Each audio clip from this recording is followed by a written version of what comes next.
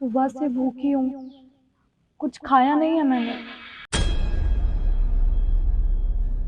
वो क्या है ना, जब मैं गाजियाबाद से दिल्ली आ रही थी ना, तो बस में हमारा बैग छूट गया है। उसमें ही सारे पैसे थे। मेरे बैंक के खाते में तो कुछ भी नहीं है। तू भेज देना 200 रुपये। जब मैं आऊंगी ना वापस कुछ महीने बाद, तो मैं तेरे 200 रुपये लौटा दूंगी। अच्छा, तेरे पास भी नहीं है? चल ठीक है। वो क्या है ना, दिल्ली बहुत बड़ा शहर है। देखते हैं, हम किसी ना किसी से मदद मांगे।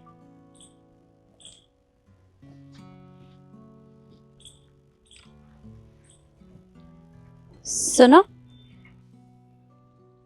ये लो खाना, तुम खा लेना। अरे नहीं नहीं, मुझे भूख नहीं है। अरे बेटा, अभी मैंने सुना तुम किसी से फोन पे बात कर रही थी, पैसे मांग रही थी किसी से। देखो, ये लो, तुम्हें भूख लगी है ना, तुम ये खाना खा लो, घर का बना हुआ खाना है। हमें नहीं है भूख, आप रख लीजिए इसे। अरे बेटा, मैंने तुम्हारी सारी बातें वहां बैठकर ही सुन ली थी। देखो, तुम्हें भूख लगी है। अरे मेरा क्या, मैं तो खाना कंपनी में भी खा लूंगी। ये लो, तुम इसे खा लो। वहां चले, जी। आओ।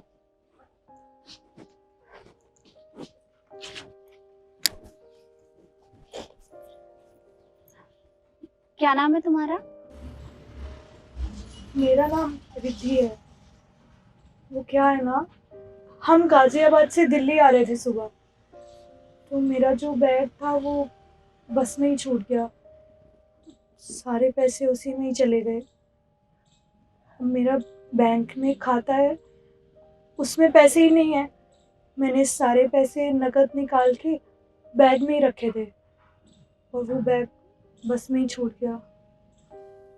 क्या, तुम्हारा पूरा बैग बस में छूट गया?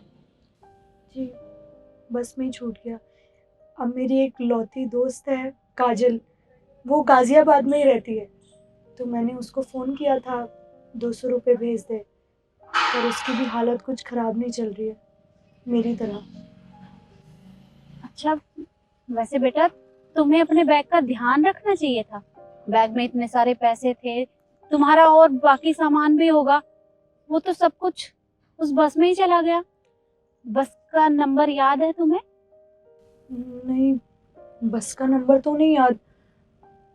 वो बैग में ना पूरे 15,000 रुपये थे, बहुत मुश्किल से इकट्ठे किए थे, और वो बैग में ही चले गए। अब बेटा, तुम्हें नंबर भी याद नहीं है। अगर तुम्हें नंबर याद होता, या तुम्हें ये पता हो कि वो बस कहाँ से चली थी, तो हम कंप्लेंट कर सकते हैं पुलिस में।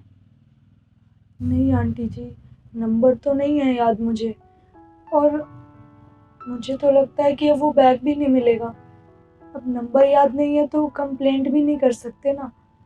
सही कहा बेटा, क्योंकि कंप्लेंट भी तभी कर सकते हैं ना, जब हमारे पास कुछ अता पता कुछ भी हो।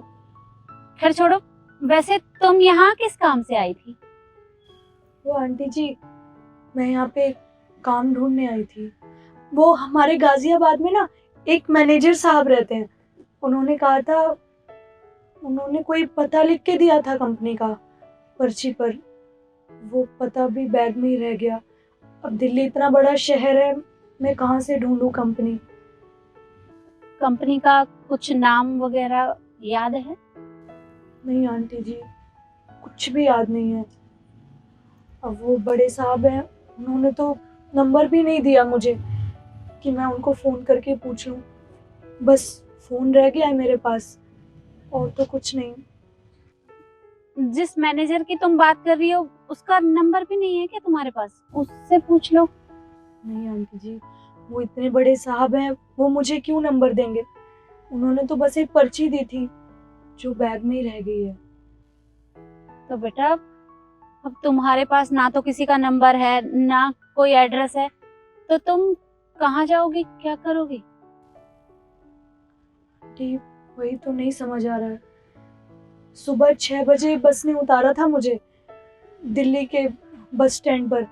अब जब तक होश संभाला तब तक पता चला कि मेरे पास बैग ही नहीं है। वो क्या है ना आंटी जी, घर में सिर्फ मेरी माँ है। मेरी बड़ी बहन भी है पर उसकी ना शादी हो गई है। मैं यहाँ पे काम ढूंढने के चक्कर में आई थी। वो मेरी मम्मी के पैर खराब हैं दोनों। वो उठ बैठ नहीं सकती, कभी चल नहीं सकती। वो कुछ महीने पहले काम करती थी दूसरों के घरों में झाड़ू पोछे का, पर उसके बाद पता नहीं कब ये सब हो गया कि उनके दोनों पैर खराब हो गए। अब सिर्फ एक ही इलाज है, ऑपरेशन। ऑपरेशन के लिए पैसा भी तो चाहिए ना, इसीलिए मैं यहाँ पे आई थी ताकि दिल्ली में आके एक रूम ले लूँगी छोटा सा और अपना काम करती रहूँगी उसी कंपनी में। पर पता ही नहीं चला कब मेरा बैग छूट गया मुझसे, ध्यान ही नहीं रहा मेरा। अब मेरी मम्मी का सिर्फ मैं ही एक सहारा हूँ। कोई बात नहीं बेटा, वैसे अगर तुम चाहो तो मैं तुम्हारी मदद कर सकती हूँ। कैसे?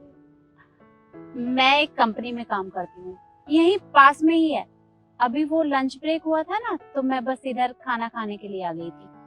उस कंपनी में बहुत सारी लड़कियां काम करती हैं और कंपनी की तरफ से अपार्टमेंट भी मिलता है, जिसका आधा किराया कंपनी पे करती है और आधा वो लोग खुद पे करते हैं।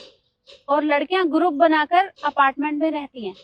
मैं तुम्हारी अपनी कंपनी में बात करवा देती हूँ। अगर तुम्हारी नौकरी वहां लग गई तो तुम भी उन लड़कियों के साथ किसी भी अपार्टमेंट में रह लेना। आंटी जी, मेरी माँ ने ना कह के भेजा था मुझे कि किसी अनजान पर भरोसा मत करना, तो आपके साथ मैं कैसे जा सकती हूँ? अब बेटा तुम एक बात बताओ, इतने बड़े शहर में यहाँ तुम किसी को जानती तक नहीं हो और तुम्हें अपनी माँ के इलाज के लिए पैसे भी चाहिए, तो तुम मेरे ऊपर भरोसा तो कर ही सकती हो।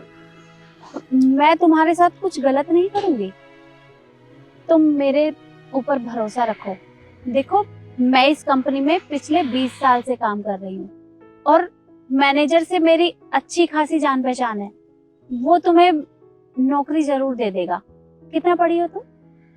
12वीं पास हूँ मैं। वो क्या है ना, माँ ने कॉलेज में एडमिशन तो कराया था, बड़ी मुश्किल से एडमिशन हुआ था पैसे जोड़कर, पर मैं कभी जा नहीं पाई क्योंकि मेरे बाबूजी गुजर गए और माँ अब चल फिर नहीं सकती, तो उन्हीं की सेवा में लग गई मैं। कोई बात नहीं बेटा, तुम चिंता मत करो, धीरे धीरे सब ठीक हो जाएगा। देखो, शुरुआत में तुम्हें 15-16 हजार रुपए मिलेंगे, पर धीरे धीरे तुम्हारी सैलरी भी बढ़ जाएगी। उसकी चिंता मत करना, बस तुम मन लगाकर अपना काम करना, फिर देखना सब ठीक हो जाएगा और तुम अपनी माँ का इलाज भी करवा पाओगे। आप सच कह रही हैं? हाँ बेटा, मेरे ऊपर भरोसा करो, मैं सच कह रही हूँ। ठीक है, फिर मैं कर लूंगी काम।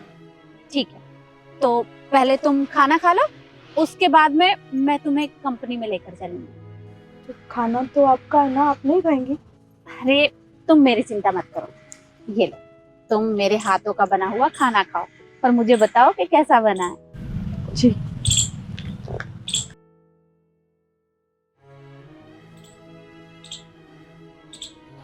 बहुत भूख लगी थी।